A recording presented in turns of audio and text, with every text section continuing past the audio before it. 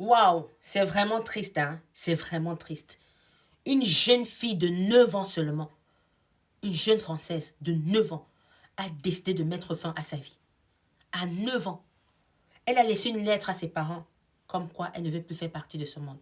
Elle veut mourir, qu'elle est fatiguée. Et la lettre disait quoi? La jeune fille subissait de l'harcèlement dans son école. On appelle ça harcèlement scolaire.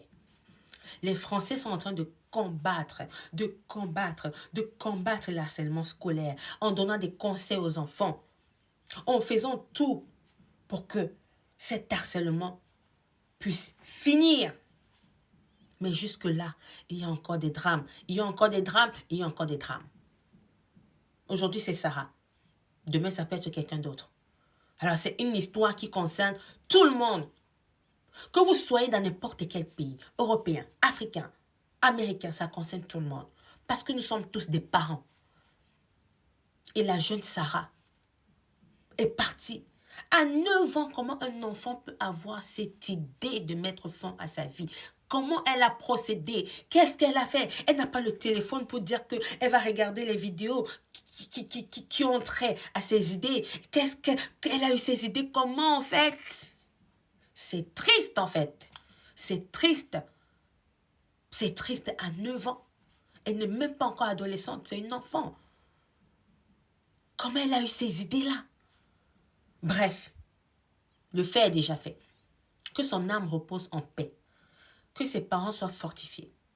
Et que dans les écoles, qu'il y ait encore et encore et encore des sensibilisations. On ne va pas dire que les écoles ne font pas leur boulot. Ils font ce qu'ils peuvent. Mais il y a souvent certains détails qui peuvent se dire c'est anodin. Ce qu'ils pensent anodin là, c'est ça qui ronge certains enfants. La petite était harcelée à l'école. On l'insultait de grosse. T'es très grosse. T'es très grosse. Tatati tatata, pour ton âge, t'es grosse. Comment les enfants même peuvent avoir ce genre de langage? Il y a des gens qui disent que on doit punir les parents des harceleurs. Je vais vous dire une chose. L'harceleur, le parent harceleur peut être n'importe qui. Hein. Je peux vous garantir. Parce que s'il faut punir tous les parents harceleurs, que demain, là, on dit que c'est ton enfant qui est harceleur, on va aussi te punir. Il faut juste sensibiliser pour que les parents communiquent davantage avec leurs enfants. Parce que le parent harceleur peut être n'importe qui. Le parent de l'harceleur peut être n'importe qui. Parce que nous, on fait notre devoir d'éduquer nos enfants, de donner l'éducation qu'on peut. Mais les enfants sont souvent influencés par l'extérieur, par leurs copains. Je peux vous garantir qu'il y a des parents qui donnent tout, qui font tout pour que les enfants soient bien et une bonne éducation. Mais j'ai l'impression qu'il y a des fois des enfants qui prennent les gènes des ancêtres, un ancêtre qui était peut-être un tueur. Il y a les enfants qui prennent les gènes là. Parfois, c'est génétique. Hein?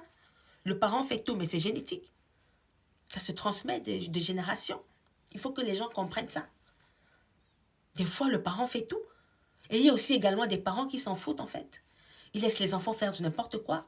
Les enfants qui regardent les films à une certaine heure. Les choses qui ne sont pas de leur âge. Et les enfants ont des idées noires. Il faudrait que et les parents et les responsables des établissements jouent davantage leur rôle. C'est les deux équipes qui doivent jouer leur rôle. Les parents des harceleurs, les parents, les trois équipes même, les parents des victimes et les responsables des établissements. Davantage des sensibilisations.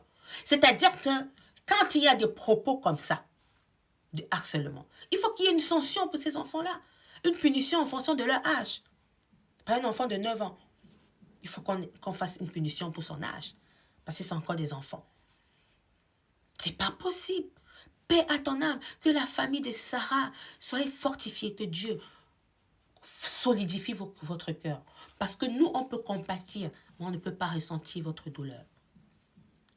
Ça fait très mal. Mais c'est arrivé. Et on souhaite que demain, qu'il n'y ait plus ce genre d'acte. Petite fille de 9 ans qui avait un avenir. Elle disait peut-être, maman, je vais être ça, je vais être médecin, je vais être artiste, je vais être footballeuse, je vais être nageuse. Peu importe les rêves qu'elle avait, ses rêves se sont éteints. S'il vous plaît, Jouons nos rôles. Que chacun de nous joue son rôle. Paix à ton âme, Sarah. Que Dieu t'accueille dans son saint trône. Ça fait très mal.